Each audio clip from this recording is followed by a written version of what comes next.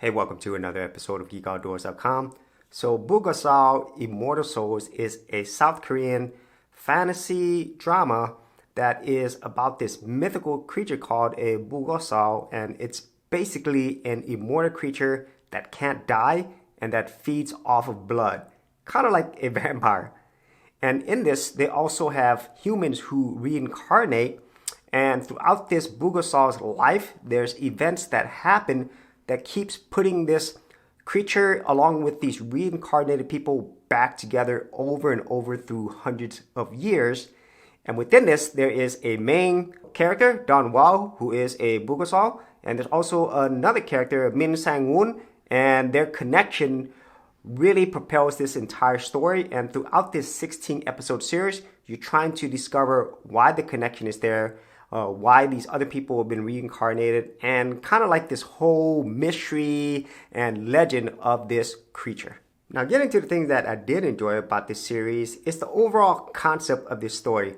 I really do like these fantasy type stories, especially ones that last hundreds of years, because there's a lot of backstory and back and forth that could be told. And in this case, we do have flashbacks of what happened hundreds of years ago and also what's happening in the modern times and how those things tie together, and also the whole mystery aspect of it. Because throughout these 16 episodes, you get like little bits and pieces of these main characters, specifically Don Wao and Min Sang-woon. And with each episode, more and more is revealed, and it kind of keeps you interested in the entire story as a whole. And also the whole reincarnation aspect of it. It really helps to build up these characters, because these are characters that did exist in the past in a different form, but they also exist now in the present and also maybe in the future as well. And another thing I would say this series does well is in just like the characters themselves. This production studio that did this was Studio Dragon, and they're one of my favorite South Korean production studios. And one of the things that do really well is these characters. So in this case, we have Don Wao, Min Sang-woon, Oh Kyu-tol, Min Si-ho, we have Detective Kwon, Hyek, and Do-yeon. And with each one of these characters, you really do grow to like them, and you grow to become more invested in them. And I really felt invested in them from beginning to end. And even though the characters weren't like as strong, I would say near the second half of the show, you still did care about them. And that is something that is important whenever you are trying to tell a story. And then the final thing I would say I did enjoy about the series is just the overall production quality, specifically when it came to the monsters and the creatures that were actually in the show. And whenever they go back into the past, you really do get to see these monsters in their true form. And then later in the modern era, they're more like reincarnated monsters, and they still have some of those creature type aspects, but not as much as they were in the past. And everything else that surrounds the show, the set design, everything else, I think it was done well. And it's really a tribute to Studio Dragon, because they normally have really high production value. For professional virtual business locations, check out Anytime Mailbox, with more than 1,300 locations worldwide at affordable rates. For more information, check out the affiliate link in the description area below.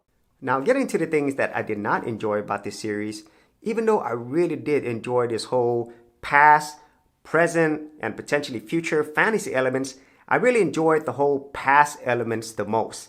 And because most of the time is spent in the modern era, which wasn't as interesting, and with hundreds of years of actual history for these creatures and these reincarnated people, I think a lot more story could have been told in the past that help builds up what's happening in the modern time. And so that's the first thing. And then the second thing is, as the story went along, the whole era of mystery and creatures and everything else, it really kind of slows down, and it's not quite as interesting on the second half, especially with characters that you really wanted to know more about. The two main characters and the main villain, Oh Kyu-tol, I really wanted to know more about that.